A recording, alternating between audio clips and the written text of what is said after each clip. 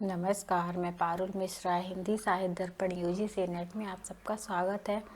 जैसा कि हम देख रहे हैं कि हमारी क्लासेस चल रही हैं यूनिट 7 है ना, यूजीसी नेट की यूनिट 7 जिसमें है कहानियों पर क्लास चल रही है। आज हम पढ़ेंगे चीफ की दावत, जो भीष्म साहनी द्वारा लिखित है। चीफ की दावत है ना, चीफ की दावत भीष्म साहनी की कहानी है जिसमें किस प्रकार सामनाथ अपनी माँ से बात कर रहे हैं।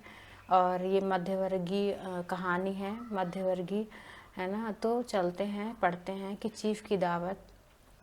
इसमें जो रामनाथ हैं वो पढ़े लिखे मध्यवर्गीय परिवार के हैं, जिसमें दिखाया गया है कि किस प्रकार उनके अमेरिकी बॉस आते हैं घर पे, और वो सामनाथ अपने माँ को किस प्रकार घर में छिपाने की कोशिश करते हैं कि माँ को कोई देखे ना, है ना। तो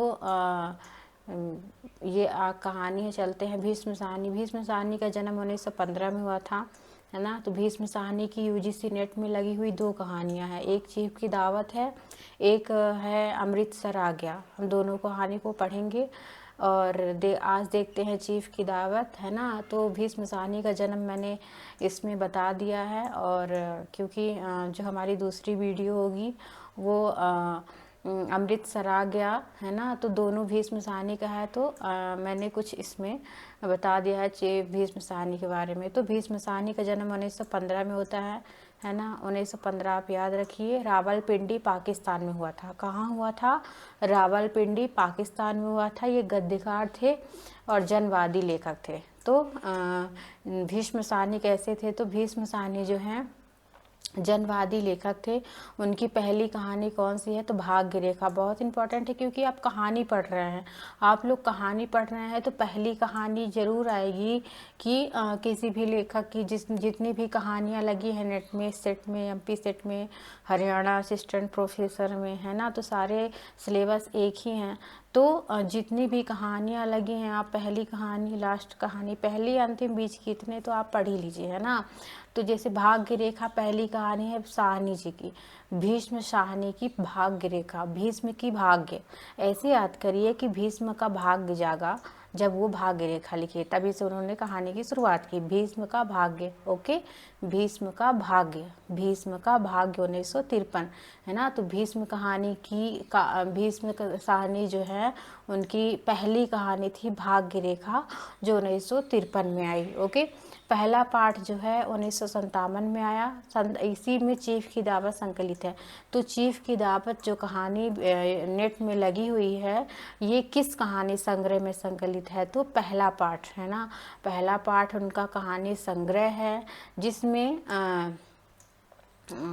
संकलित है 1957, ठीक है। फिर चीफ की दावत में साहब और साहब की पत्नी सामनाथ की पत्नी है और माँ है। मतलब चीफ की दावत में सामनाथ है, उनकी पत्नी है, और जो उनके अमेरिका के आए हुए बॉस हैं उनकी पत्नियां हैं, और भी जो उनके साथ लोग हैं वो हैं, और उनकी माँ मुख्य पात्र है। ओके, फिर आते हैं आधुनिक पीढ़ी का चित्रण किया गया है। इसमें इस कहानी में आधुनिक पीढ़ी का चित्रण है। 1965 से 67 तक की कहानी है ना। इसका संपादन हुआ था नई पत्रिका में। तो चीफ की दावत का संपादन किस पत्रिका में हुआ था? तो नई पत्रिका में, ठीक है। अभिनेता जो बलराम साहनी है, बलराज साहनी, ये भीष्म साहनी के भाई थे। तो भीष्म साहनी के भाई का नाम है बलराज साहनी, और ये अभिनेता थे। ओके, तमस 1975 में साहित्य अकादमी पुरस्कार मिला तमस के लिए। तो तमस का जो सन है तो तमस 73। ऐसे याद करिए कि अगर आपको कोई भी उपन्यास या फिर नाटक कुछ भी आपको याद नहीं हो रहा तो ट्रिक के साथ तमस 73, तमस 73, ठीक है। तो इसको 2 साल बाद साहित्य अकादमी मिला था, है ना। भीष्म साहनी का तमस, ये भी विभाजन की विभीषिका पर आधारित उपन्यास है, जिसमें दिखाया गया है नत्थू के माध्यम से, है ना। तो इसमें भी, इसको भी हम पढ़ेंगे आगे। तो जो तमस है इसको 75 में साहित्य अकादमी मिला, क्योंकि ये भी आपके सिलेबस में लगा हुआ है ना। साहित्य अकादमी मिला उनको उपन्यास पर। 1986 में फिल्म भी बनी थी तमस के लिए। ये भी क्वेश्चन आ सकता है आने वाले पेपरों में कि तमस भीष्म साहनी का कौन सा उपन्यास है जिसमें फिल्म बनी थी 1986 में, है ना। तो तमस ऐसा उपन्यास है जिसमें फिल्म भी बनी थी। इनको सोवियत लैंड पुरस्कार भी प्राप्त है। किसको? भीष्म साहनी जी को सोवियत लैंड पुरस्कार भी प्राप्त है। ये जो कहानी का माध्यम है क्या है, ये विषय जो है मध्यवर्गीय की नौकरी की विडंबनाओं और पारिवारिक मूल्यों को तेजी से बदलाव का चित्रण किया है। किस प्रकार मध्य वर्ग के जो लोग हैं अपनी नौकरी के लिए भटकते रहते हैं और मिलती है तो प्रमोशन के लिए किस प्रकार बॉस की सेवा करना, मतलब उनको खुश करना कि उनको खुशी, अगर उनको खुश करेंगे तो हमारा प्रमोशन होगा, है ना, हम बड़े ओहदे पर जाएंगे। तो ये है वृद्ध ब्रीमर्स की दृष्टिकोण से ये कहानी लिखी गई है।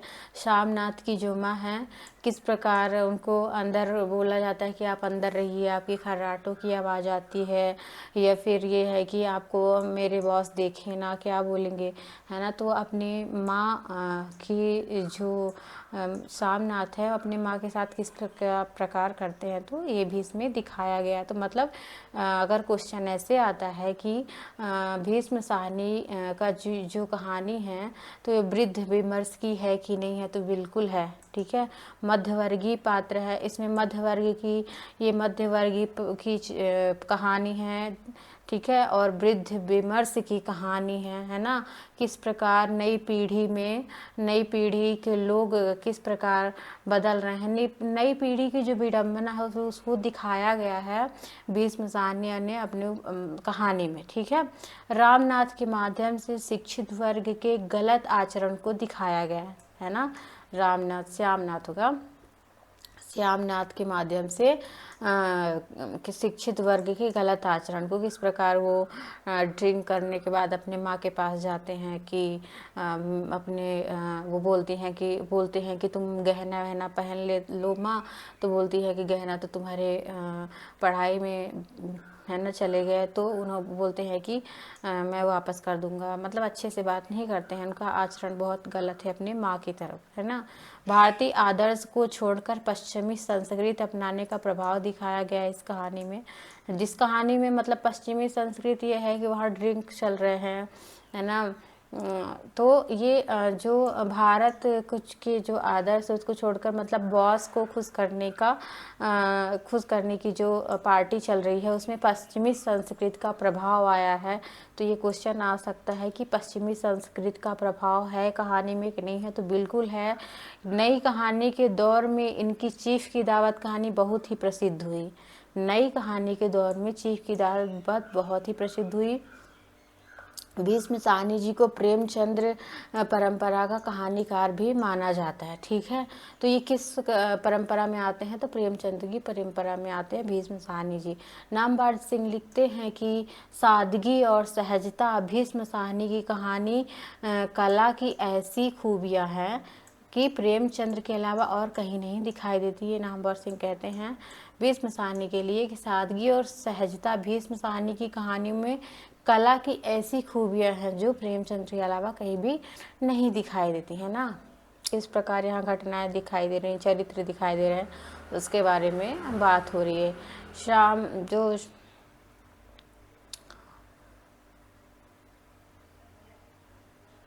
एक मिनट है ना।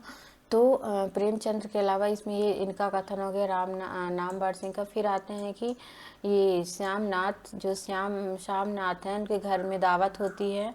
तो किसके घर में दावत होती है? श्यामनाथ 5 बजते तैयारी मुकम्मल हो जाती है। शाम को 5 बजते सब तैयारी हो जाती है। ड्रिंक का इंतज़ाम बैठक में किया जाता है। तो ड्रिंक का इंतज़ाम कहाँ किया जाता है? तो बैठक में किया जाता है। घर में एक अड़चन थी माँ, है ना। तो घर में इस कहानी में अड़चन कौन था? तो माँ थी, ठीक है। माँ को कहाँ रखा जाए? पत्नी से बोलते हैं श्यामनाथ। तो पत्नी बोलती है कि उनकी सहेली के घर भेज दो, है ना। तो श्यामनाथ बोलते हैं कि नहीं, उनकी सहेली को किसी तरह तो छुड़ाया है कि रोज़ जाती थी वो घर आती थी, तो किसी तरह तो अगर उनके घर भेज दूंगा तो वो भी आने जाने लगेंगी, है ना। तो श्यामनाथ उनके सहेली के घर नहीं जाने देते थे अपनी माँ को, ठीक है। माँ अपने कोठरी में चली जाएंगी जल्दी 8 बजे पहले। ऐसे श्यामनाथ बोलते हैं कि खाना पीना खा के अपने कोठरी में चली जाएंगी, निकलेंगे नहीं।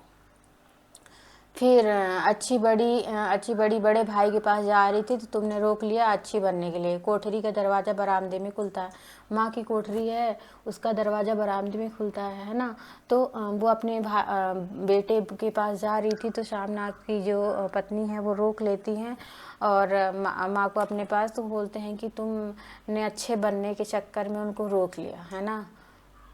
तो माँ क्या करती हैं, माँ माला जपती हैं, ठीक है, माँ माला जपती हैं, है ना। आजकल बहुत ही छोटे छोटे क्वेश्चन आ रहे हैं। तो माँ आज जल्दी सो नहीं जाना, तुम्हारे खर्राटे बहुत आते हैं। तो अगर शामनाथ बोलते हैं कि तुम जल्दी मत सो जाना, मतलब मैं इधर पार्टी करूँगा तुम भी जगना, है ना। आते ही आवाज़ दूर तक जाती है, मतलब तुम्हारे खर्राटे की आवाज़ जो है वो दूर तक जाती है, तो तुम सोना नहीं, है ना।